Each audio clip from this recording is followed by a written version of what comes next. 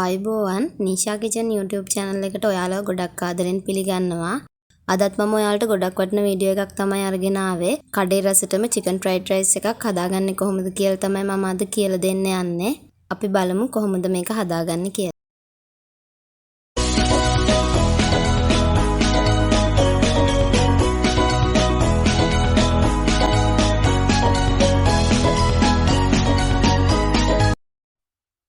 මුලින්ම මම ලුණු කුඩු ටිකක් වතුර ටිකක් දාලා chicken ටික තඹ ගන්න යන්නේ. මම මෙතන chicken gram 300ක් අරගෙන තියෙනවා. මම මේකට වතුර ටිකක් වැඩිපුර එකතු කරලා තමයි මේක තඹ ගන්නෙ. මම බත හදාගන්නත් මේකේ ඉතුරු වෙන වතුර ටික තමයි පාවිච්චි කරන්නේ. මේ තියෙන්නේ රයිස් එකට අවශ්‍ය එළවලු ටික, පොඩි කැරට් අලයක්, මම ගෝවකොළ ටිකක් අරගෙන තියෙනවා. ගෝවකොළ ටිකක් දැම්මම බත ටිකක් රසයි. ඒ වගේම ලීක්ස් කොළ ටිකක් මම අරගෙන තියෙනවා. රයිස් එකට එළවලු ගොඩක්ම දාන්න නැහැ අපි. ටිකයි දාන්න ඕනේ. ඒ වගේම සුදු ලුණු බික් 5ක් ඉඟුරු කෑල්ලක් අරගෙන තියෙනවා. ඒ ටිකේ පොතු පිටින්මයි මම අරගෙන තියෙන්නේ. සොසේජස් ටිකක් මේ වගේ කපලා අරගෙන තියෙනවා. එළවලු ටිකත් මේ වගේ ගොඩක්ම පොඩියට තමයි කපා ගන්න ඕනේ.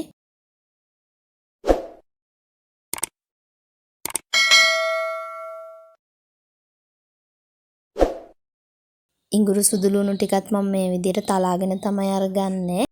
ඒ වගේම මම බීලුණු ගෙඩියකුත් මේකට එකතු කරගන්නවා. දැන් මේ chicken ටිකත් හොඳට තැම්බිලා තියෙන්නේ. ඒ ටිකත් දැන් ලිපෙන් අයින් කරගමු. මුලින්ම අපි රයිස් එකට හොඳ හාල් එකක් තෝරගන්න ඕනේ. මම නම් අරගෙන තියෙන්නේ බාස්මති.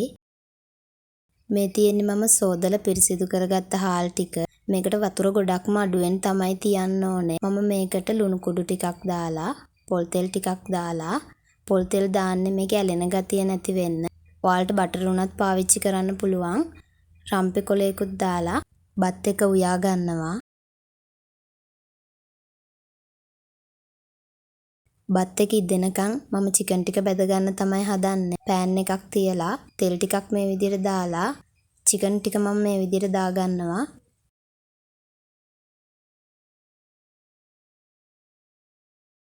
මේ විදිහට දෙපැත්ත හරව තමයි මේ ටික බෙද ගන්න ඕනේ. මේ වගේලා දුඹුරු පාටක් එනකම් මම මේ ටික බෙද ගන්නවා. මේ තියෙන්නේ මම බෙදගත්තු chicken ටික. මෙන්න මේ වගේ වෙන්න බෙද ගන්න ඕනේ. මම දැන් මේ ටික හොඳටම නිමෙනකම් පැත්තකින් තියනවා. ඒකම මම සොසේජස් ටිකත් මේ විදිහට බෙද ගන්නවා. මේ තියෙන්නේ මම උයාගත්තු බත් එක.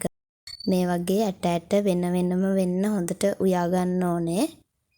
මේක ගානට තැම්බිලා තියෙන්නේ. මේ බත් එක බෙරේ වුණොත් අපිට රයිස් එක හොඳට හදා ගන්න බැරි වෙනවා. දැන් මම භාජනයක් ලිපේ තියලා ඒක රත් වෙනකොට පොල් තෙල් දා ගන්නවා. ඔයාලට මේකට බටර් වගේ පාවිච්චි කරන්න පුළුවන්.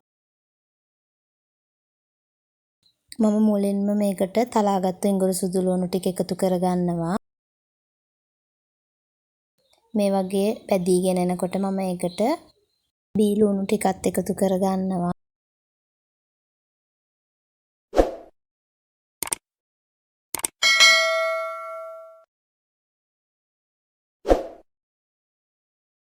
දැන් මේ විදිහට සාමාන්‍ය ගානට බැදීගෙන එනකොට මම කැරට් ටික ගෝවා එකතු කරනවා.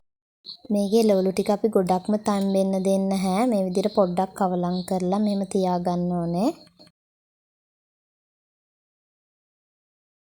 දැන් මම මේකට ලුණු කුඩු ටිකක් එකතු කරනවා. ඒකම මම බිත්තරයක් එකතු කරගන්නවා.